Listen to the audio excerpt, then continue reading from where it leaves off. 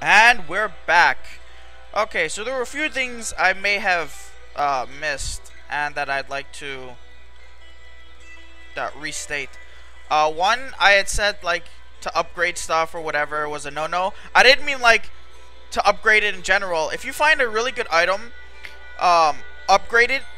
It'll last with you for a while. I was just saying that if you find like a unique item or a set item, those usually cost a lot to upgrade. So don't upgrade those ones unless you have a lot of money or you just want to upgrade it. Usually what I do is if I find a really good blue rare item, the name of the weapon or armor will be in like blue whatever.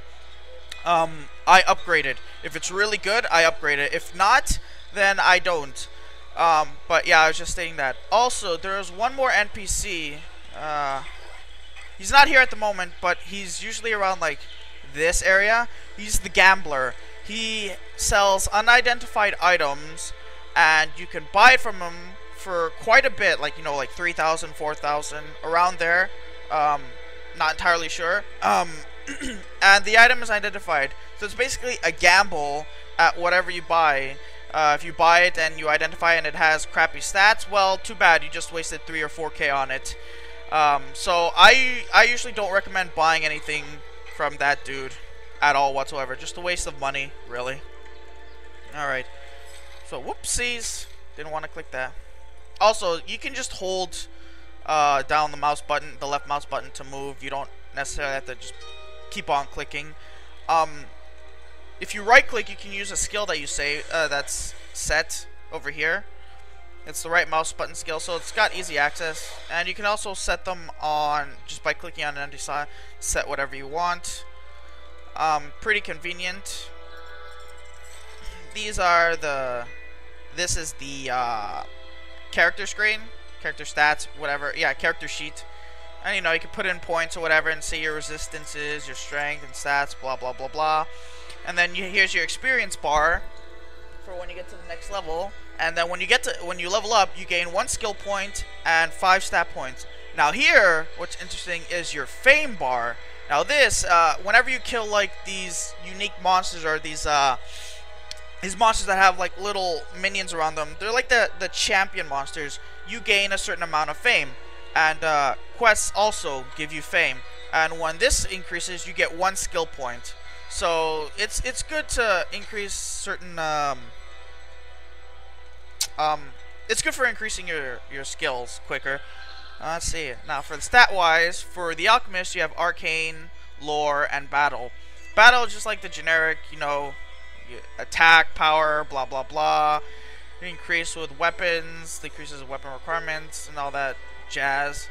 Lore, which is the one I'm gonna go with, is more along the summoning. So the next one, you can summon a neither imp, and you can summon more. As you increase it at max level, you can summon 10. This one is to just boost your minions so they reflect damage back. This one increases your pet and minion damage and pet and minion armor, and it also decreases your pet's town travel time.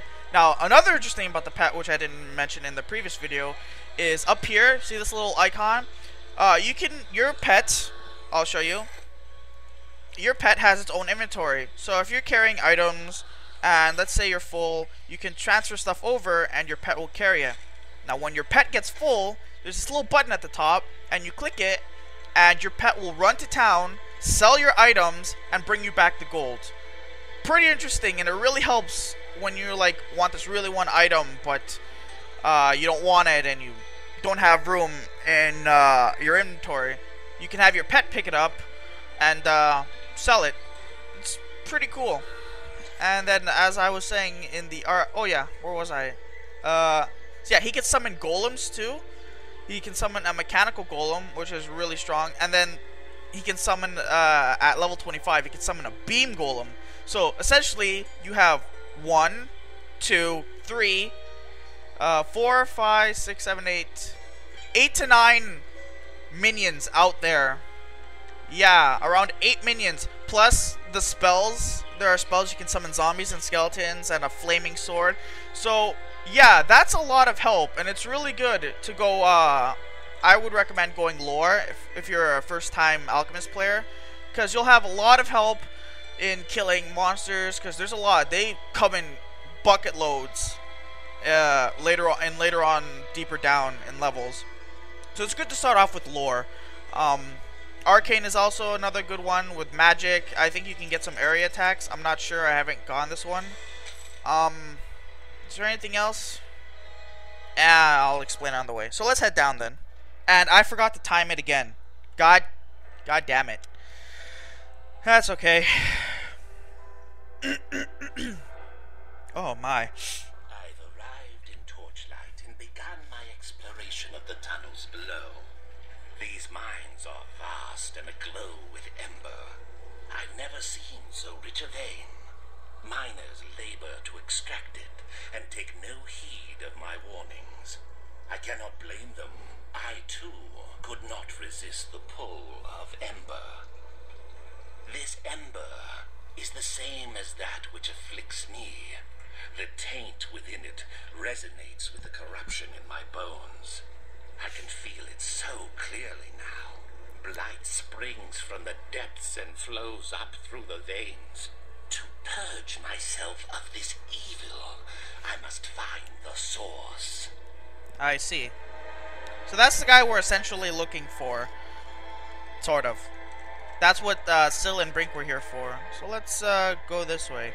I'll say now that for my items, I'm usually gonna try to go. I'm gonna go staffs, which is what I have now, and wands. Wands have ranged attacks. Open up. Break that. So yeah, to attack them, you click on them and hold the mouse button. When I first played this, I thought you auto attacked, but it's not like that. You have to actually hold down the mouse button and attack them. Which, I mean, I was a little bit iffy at first with it, but, you know, you get used to it the more you play. You automatically pick up gold, but for items, you actually have to click on them to pick them up. There's this cool little thing. Where is it? Down here. If you press this, it'll automatically have the name over it, which helps for picking up items. You have discovered a magical item. It is unidentified, which means its magic powers are undiscovered. Identify it by right-clicking on the identify scroll and left-clicking on the item. Yeah, that's how you identify. You have these little scrolls. Where are they? Oh, they're right here. You have identify scrolls to identify items. And you have the town portal scroll, which, you know, creates a portal. You can go back to town. And the nice thing is, it stays there. So you can go and sell. Even if you quit the game, when you come back on, that portal will still be there. So you can still resume from where you left off, which is handy. Alright, moving on.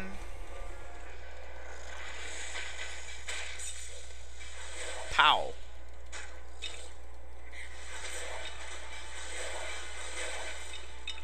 I fire my green bolts. I probably will mostly be sticking to my wands. When I first played, I used the staffs most of the time, but you tend to get overrun by monsters.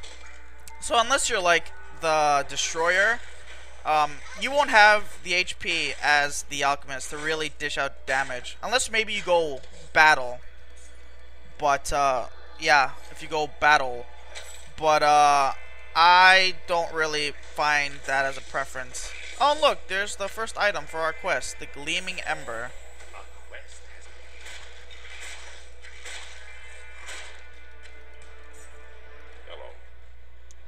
In my time off, I do a spot of cave fishing down here. You'd be surprised at the variety of fish in these underground pools.